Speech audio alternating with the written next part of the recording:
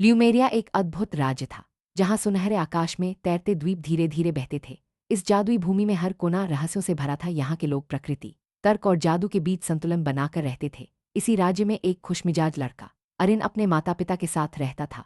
उसका जीवन दो अलग अलग विश्वासों के बीच बंटा था। एक और उसके पिता लॉर्ड वेयरॉन, जो ल्यूमेरिया की चांदी सी बहती नदियों के पार एक लड़की थी, लायरा। उसकी हंसी इतनी मधुर थी कि फूल तुरंत खिल उठते थे। अरिन और लायरा की पहली मुलाकात रोशनी के त्योहार पर हुई। दोनों की दोस्ती गहरी हो गई और वे अक्सर बादलों के बीच विंग ग्लाइडर पर सवार होकर नई जगहों की खोज में निकल जाते। दोनों के सपनों में दुनिया की हर छुपी खूबसूरती को देखने की चाह थी। पर उन्हें एक सांझ, जब अरिन और लायरा अपने ग्लाइडर से चमकती धुंध में उड़ रहे थे, अचानक काले जादू का तूफान आया। हवाएं अजीब तरह से मरोड़ने लगी और उनका ग्लाइडर क्रिस्टल के पेड़ों वाले जंगल में गिर पड़ा। अरिन को मामूली चोटें आईं, लेकिन लायरा अपनी दृष्टि खो बैठी। पूरे राज्य में शोक की लहर दौड़ गई और लोग अरिन की साहसी प्रवृत्ति को दोष देने लगे। लायरा ने कभी अरिन को दोष नहीं दिया, लेकिन उसने खुद को अलग कर लिया। उसे लगा कि उसकी अंधता अरिन के उज्जवल भविष्य के लिए बोझ बन जाएगी। अरिन अपराध बोध से भर गया और अकेले तैरते बागों में भटकने लगा। एक रात उसने एक भयानक रहस्य सुना। उसके जीवन की लौ बुझ रही थी। एक दुर्लभ छाया श्राप उसके मन को घेर चुका था, जिससे उसके पास जीने के लिए बहुत कम समय। अरिन ने ठान लिया कि वह लायरा की दुनिया में फिर से रोशनी लाएगा। उसने प्राचीन चिकित्सा जादू से अपनी दृष्टि लायरा को देने का निश्चय किया, लेकिन उसके पिता लॉर्ड वेरोन ने इसे मूर्खता और अंधविश्वास मानकर सख्त विरोध किया। पिता पुत्र के बीच यह टकराव पूरे घर को हिला गया और ल्यूमेरिया में इसकी गूंज गूंजने लगी। अरिन ने बुजुर्गों की परिषद से मदद मांगी और एक प्राचीन कानून का हवाला दिया, जिसमें किसी को अपनी अंतिम भेंट चुनने का अधिकार था। इस फैसले ने पूरे राज्य में बहस छेड़ दी। इसी दौरान लॉर्ड वेयरॉन तनाव के कारण बीमार पड़ गए और अरिन की हालत भी छाया श्राप के कारण बिगड़ती गई।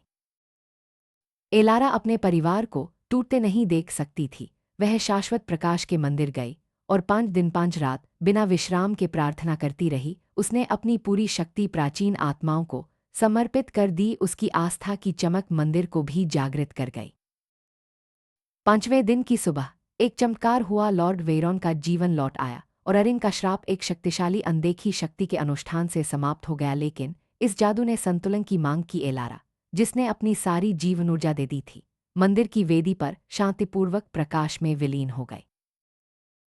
एलारा के अंतिम प्रेमपूर्ण कार्य में उसकी दृष्टि पवित्र जादू के माध्यम से लायरा को दे दी गई। जब लायरा ने अपनी आंखें खोली तो उसने न केवल दुनिया को देखा, बल्कि बलिदान और प्रेम की गहराई को भी समझा। अरिन अब अपराधबोध से मुक्त था और उसके दिल में आशा की नई किरण थी।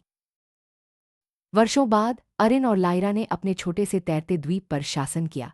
उनके जुड़वां बच्चों के दिलों में तर्क और जादू दोनों का मेल था। एलारा के बलिदान की कहानी अब ल्यूमेरिया में एक किंवदंती बन गई, जो सबको सिखाती है कि सच्चा प्रकाश आंखों से नहीं, बल्कि निस्वार्थ प्रेम से आता है।